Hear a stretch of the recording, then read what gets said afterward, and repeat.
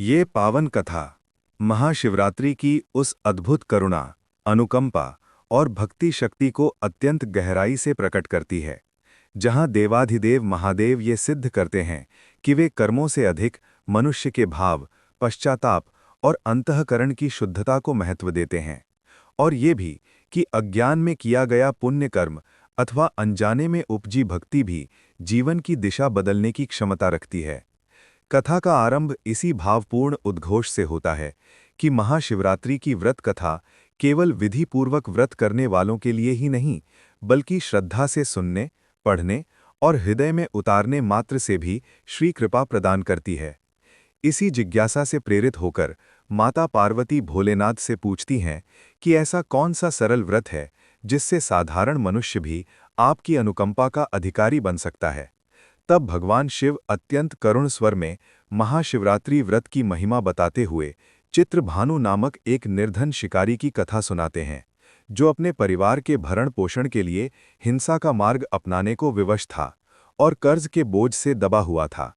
परिस्थितियों की मार से वो इतना विवश हो चुका था कि ऋण न चुका पाने के कारण उसे एक शिव मठ में बंदी बना लिया गया। और विधि का अद्भुत संयोग देखिए कि वही दिन महाशिवरात्रि का पावन दिवस था। बंदी अवस्था में वो भूखा प्यासा बैठा रहा। चारों ओर शिव महिमा, व्रत कथा और भक्ति के स्वर गूंजते रहे। वो सब कुछ सुनता रहा और अनजाने ही उसके कठोर हृदय में भक्ति का एक सूक्ष्म बीज अंकुरित होने लगा।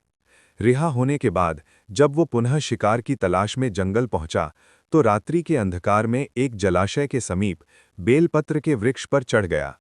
अनजाने में उसके हाथों से टूटे बेलपत्र और टपकती जलधार उसी वृक्ष के नीचे छिपे शिवलिंग पर गिरने लगी, और इस प्रकार बिना किसी विधि विधान के उसका उपवास, जागरण और पूजन स्वतः ही संपन्न होता चला गया।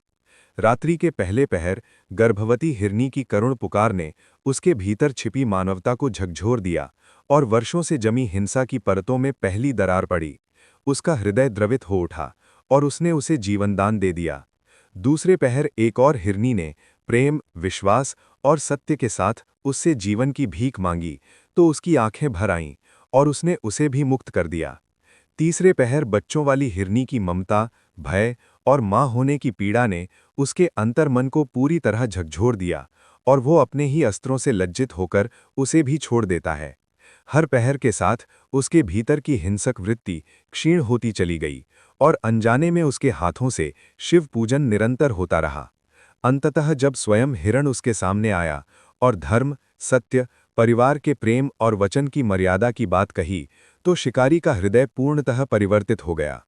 उसके हाथों से धनुष-बाण छूट गए और उसने उसी क्षण जीवन भर की हिंसा, पाप और क्रूरता का त्याग कर दिया। कुछ ही समय बाद जब हिरण अपने पूरे परिवार के साथ लौट आया, तो शिकारी की आंखों में अब शिकार की भूख नहीं, बल्कि पश्चाताप, करुणा और आत्मग्लानि के आंसू थे।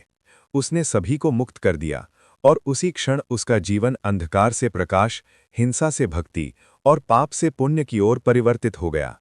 ये सब देवाधिदेव महादेव स्वयं देख रहे थे, और उसकी भावनात्मक शुद्धि, दया, पश्चाताप और अनजाने भक्ति से प्रसन्न होकर उन्होंने उसे दर्शन दिए, उसका नाम गुह रखा और उसे सुख, समृद्धि तथा दिव्य मार्ग का वरदान दिया। वही गुह आगे चलकर मर्यादा पुरुषोत्तम भगवान श्रीराम का परम मित्र बना। और ये कथा हमें यही गूढ़ संदेश देती है कि भगवान शिव कर्मों का लेखा नहीं, हृदय का भाव देखते हैं। जब मन दया, श्रद्धा और पश्चाताप से भर जाता है, तब अज्ञान में किया गया व्रत भी मोक्ष का द्वार खोल देता है। और यही महाशिवरात्रि का सच्चा, शाश्वत और दिव्य संदेश है।